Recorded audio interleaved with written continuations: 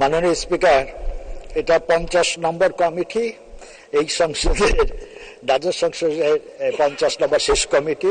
আপনাকে ধন্যবাদ মাননীয় স্পিকার।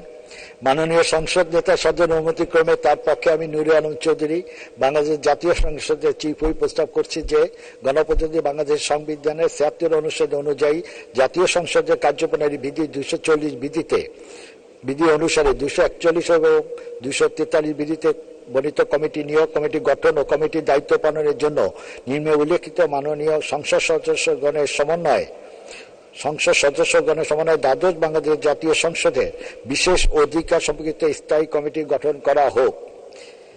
বেগম শিরিন শারমিন চৌধুরী 24 রংপুর 6 সভাপতি, শেখ হাসিনা 217 গোপালগঞ্জ 3 সদস্য, বেগম মতিয়া চৌধুরী 144 শেরপুর 2 সদস্য, জনাব আমির হোসেন আমু 126 ঝাড়কাঠি 2 সদস্য, জনাব তোফায়েল আহমেদ 115 ভোলা 1 সদস্য, শেখ ফজলুল করিম সেলিম 216 গোপালগঞ্জ 2 সদস্য, জনাব মোহাম্মদ শামসুল হক টুকু 68 পাবনা 1 সদস্য, জনাব আনিসুল হক 246 ব্রাহ্মণবাড়িয়া 4 সদস্য, গোলাম মোহাম্মদ কাদের 21 রংপুর 3 সদস্য, বেগম জয়া সেন গুপ্তা 225 সুনামগঞ্জ 2 সদস্য।